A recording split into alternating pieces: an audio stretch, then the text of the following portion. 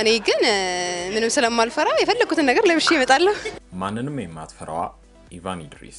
ይህ የምትመለከቱት አሜሪካ አሊያም አውሮፓ ወይንም ላቲን ውስጥ አይደለም፣ እዚሁ ሀገራችን ኢትዮጵያ ውስጥ ነው። ኢቫንም ያለችው ሆሊውድ ፊልም ምርቃት ወይንም ፈረንሳይ ባለ አንድ ፋሽን ሾው ላይ አይደለም፣ እዚሁ ሀገራችን ኢትዮጵያ ላይ ነው። ይህ አይናችንን ያወረ በፋሽን ስም እርኩሰትን በየቦታው የሚረጭ ክፉ አጋንንታዊ ልምምድ ነው። ባሳለፍነው ሳምንት ህዳር 20 በተካሄደው የቲክቶክ ክሬቲቭ አዋርድ ላይ ሰይጣናዊ ትርኢቶች የታዩበት ከመቼውም ጊዜ በላይ መንቃት እንዳለብን አስመልክቶናል። ይህች ኢቫን የተባለች ቲክቶከርም አልፎ አልፎ በምታደርጋቸው አስነዋሪ ድርጊቶቿ የምትታወቅ ሲሆን በመጀመሪያም ሃይማኖቷን መግለጽ አልፈለገችም። ለምንድን ነው? እውን እቺ ልጅ ከሰይጣን መንግስት ጋር ግንኙነት አላት? በስፋት እንመለስበታለን። ለሰራችው አስነዋሪ ስራ ይቅርታ መጠየቅ አትፈልግም።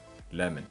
ይቅርታ የሚያስጠይቀኝ እኔ የሰራሁት ነገር የለም። ኢቫን ይህን አይነት ርኩሰት ለማሳደግ ከውስጥ ለውስጥ እንደምትሰራና አሁን ይበልጥ ነገሩን ኖርማል ለማድረግ ህዝቡ ላይ እንደምትሰራ ድፍረት በተሞላበት መልኩ ትናገራለች። ኢቫን በሰሞኑ ለእርቃን ሩብ ጉዳይ አለባበሷ የረካች አትመስልም። ምናልባትም በቅርቡ እንደ ነጮቹ ራቁቷን ልናየት እንችላለን። ይህንን ደግሞ ከራሷ አንደበት ሰምተናል። በምላሿም ራሷን ከዓለም ጌታ ከድንግል ማርያም ልጅ ከኢየሱስ ክርስቶስ ጋር ራሷን ማስተካከል መርጣለች።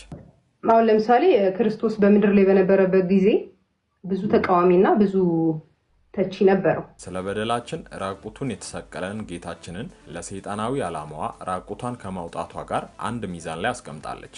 ያሳዝናል። የዚችን ኢቫን የተባለች ቲክቶከር ጨምሮ የሌሎቹን ሰይጣናዊ ስራ በዚህ ቪዲዮ ዳሰናል። ቅዱስ ጳውሎስ በሮሜ መልእክቱ ምዕራፍ 1 ቁጥር 28 ላይ እግዚአብሔርን ለማወቅ ባልወደዱ መጠን እግዚአብሔር የማይገባውን ያደርጉ ዘንድ ለማይረባ አእምሮ አሳልፎ ሰጣቸው የሚል ጥቅስ እናገኛለን።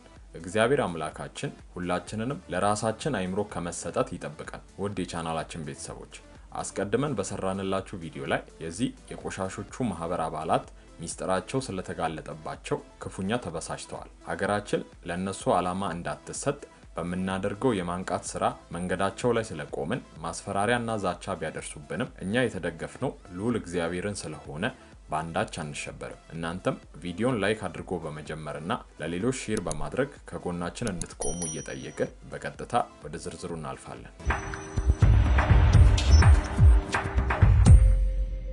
ከህዳር 20 ምሽት የቲክቶክ ክሬቲቭ አዋርድ ውዝግብ ጀርባ አብዛኞቻችን ልብ ያላልናቸው በርካታ ክስተቶችን ተመልክተናል። ሽልማቱ ለአዶናይ ወይንም ለዩቲ ይገባታል ከሚል እርባና ቢስ ክርክር በላይ ሀገራችንን ሊያስቀስፍ እንዲሁም በፈጣሪ ቁጣ የሚያስመታን አደገኛ ክስተት ነበር። ይህን ክስተት በየስልኮቻችን አብዛኞቻችን ተመልክተናል። ነገር ግን እንደ ኖርማል አድርገን ያለፍንና ጭራሽ ስለ ጉዳዩ ምንም መረጃ የሌላቸው በርካታ ታዳጊ ወጣቶችን ተመልክተናል። ይህ ስንጮና ስንታገለው የነበረው የነዛ የቆሻሾች ተግባር አሁን በድፍረት በአደባባይ መሰበክ ተጀምሯል። ከዓመታት በፊት ግብረሰዶም እንዲሁም የሰይጣን መንግስት ሲባል ሁሉም ሰው በሚባል ደረጃ ይደነግጣል፣ ይቃወማል፣ ያወግዛል። ከቅርብ ጊዜ ወዲህ እንዳስተዋልነው ደግሞ እነዚህ ቆሻሾች አይናቸውን በጨው አጥበው ደረታቸውን ነፍተው እኔ ግብረሰዶም ነኝ፣ የሰይጣን ማህበር አባል ነኝ እያሉ በአደባባይ መጥተዋል። ይህም እንደ ሰዶም እና ገሞራ የሚያጠፋን እንደ ካሊፎርኒያ ሎስ አንጀለስ በእሳት የሚያቃጥለን አደገኛ ልምምድ። የእነዚህ ፍሬ ደግሞ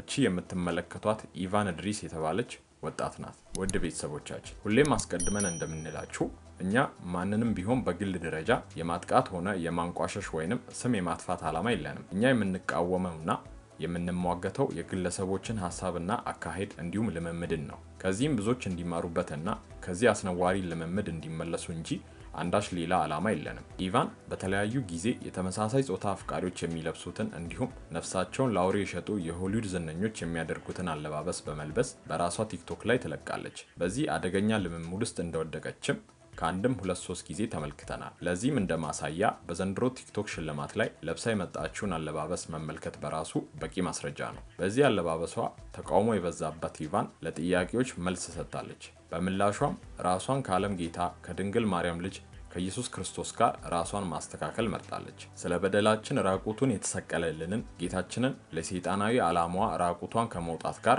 አንድ ሚዛን ላይ አስቀምጣለች። ብዙ ትችት ተቺና ብዙ ነቀፌታ ነበረው ኢየሱስ ክርስቶስ በምድር ላይ በነበረበት ጊዜ ብዙ ተቺና ተቃዋሚ ስለነበረው ኢየሱስ ክርስቶስ ልክ አልነበረም ማለት አይደለም። አንደርስታንድ አድርገኛ። ስለዚህ እኔ ለምሳሌ ብዙ ተቺ ስላለኝና ብዙዎቹ ስለነቀፉኝ ኦኬ እነሱ ትክክል ናቸው ብዬ ማመን ሰው አይደለም። በመቀጠልም ስላሳየችው ከሃይማኖት ሆነ ከባል ያፈነገጠው አለባበሷን እንዲሁም ሰይጣናዊ ርኩሰት በውስጡ ስላለው አለባበሷ ይቅርታ መጠየቅ ትፈልግ እንደሆነ ተጠይቃ ይህን መልሳለች። ይቅርታ የሚያስጠይቀኝ እኔ የሰራሁት ነገር የለም። አስቀድመን እንደነገርናችሁ ቅዱስ ጳውሎስ በሮሜ መልእክቱ ላይ እንደጻፈው እግዚአብሔርን ለማወቅ ባልወደዱ መጠን እግዚአብሔር የማይገባውን ያደርጉ ዘንድ ለማይረባ አእምሮ አሳልፎ ሰጣቸው የሚል ጥቅስ እናገኛለን። ኢቫን የምታደርገውን ያወቀችው አይመስልም። የምታደርገውና ለተከታዮቿ የምታስተምረው የርኩሰት ልምምድ እንደ ማንኛውም ነገር ኖርማል አድርገዋለች። ከዚህ በላይ የሚያሳዝነውና እኛም ኢቫን ሆን ብላ የጥልቁን መንግስት ዓላማ በሀገራችን እያራመደች ነው ያልንበት ዋናው ምክንያት ደግሞ ይሄ ነው። ይህን ንግግሯን አጽንኦት ሰጥታችሁ አድምጡት። ብዙ አውትፊቶች በነገራችን ላይ ብዙ እንትን ማድረጋቸው ብዙ አውትፊቶች ስላሉኝ ከዚህ በላይ ማስረጃ ከየትም ሊገኝ አይችልም። ኢቫን በሰሞኑ ለእርቃን ሩብ ጉዳይ አለባበሷ የረካች አትመስልም። ምናልባትም በቅርቡ እንደ ነጮቹ ራቁቷን ልናያት እንችላለን። ይሄን ደግሞ ከራሷ አንደበት ሰምተናል። በቅርቡ የማወጣቸው አዳዲስ አውትፊቶች አሉኝ ብላለች። መጽሐፍ ቅዱስ በዚሁ በሮሜ ክፍል ምዕራፍ 1 ከቁጥር 26 እንደሚለው ስለዚህ እግዚአብሔር ለሚያስነውር ምኞት አሳልፎ ሰጣቸው፣ ሴቶቻቸውም ለባህሪያቸው የሚገባውን ስራ ለባህሪያቸው በማይገባ ለወጡ። በእውነት ፈጣሪ ለምኞታችን አሳልፎ አይስጠን። በመቀጠልም ኢቫን የነዛ ቆሻሾችን መንፈስ ከማስተዋወቅ ባሻገር ሀገራችን ውስጥ መሰረት እንዲኖረው እየሰራች ነው ያልንበት ሌላኛው ማስረጃችን ይሄ ነው። የተለያዩ ፋሽኖች የራሴን የፋሽን ዲዛይንም የእንትን የማለት የመክፈት ማሰብ ስላለኝ እንደውም አብረን የምንሰራበት ህዝቡን ማሳምንበት ፋሽን ጀስ ከሌላ ነገር ጋር እንዳያነካኩት ምናምን የሚለውን እንደውም በጣም ብዙ ነገር የመስራት ሀሳብ አለኝ ፋሽን ላይ።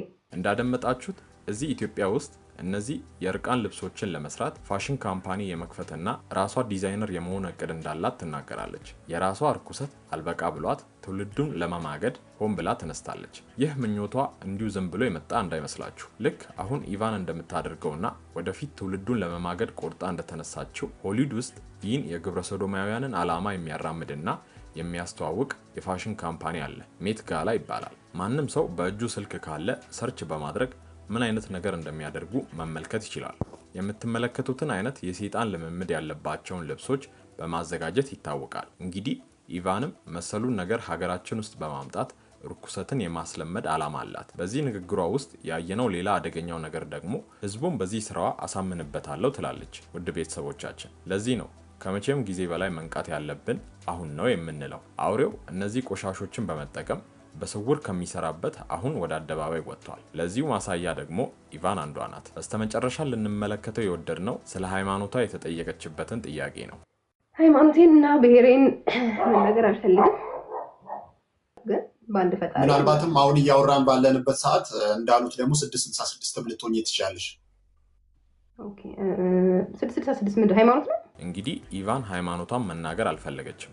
ለምን ለሚለው ጥያቄ በርካታ መልስ ቢኖረው ብዙ ነገሮችን መጠርጠራችን አይቀርም። አንድ በሃይማኖት ያደገ በባህልና በስነ ስርዓት ያደገ ሰው ስለ ሃይማኖቱ ሲጠየቅ አፉ መልቶ መናገር አለበት። ኢቫን ግን ሃይማኖትን ትታ በነጮቹ ቆሻሾች ፋሽን ተውጣ የምትገኝ ብዙዎችን ለመማገድ እየሰራች የምትገኝ ሰው ናት። እንግዲህ ሁሌም እንደምንለው በጊዜ ነክተን አጠገባችን ያሉትን የምንወዳቸውን ሰዎች ከዚህ ርኩሰት ልናስመልጣቸው ይገባል። ዛሬ ከተዘናጋን ነገ እያንዳንዳችን ቤት ዘልቆ መግባቱ አይቀርምና እባካችሁ በጊዜ እንንቃ እያለን የዛሬውን ቪዲዮ እዚህ ጋር እናበቃለን። በቀጣይ እስክንገናኝ በሰላም ቆዩ።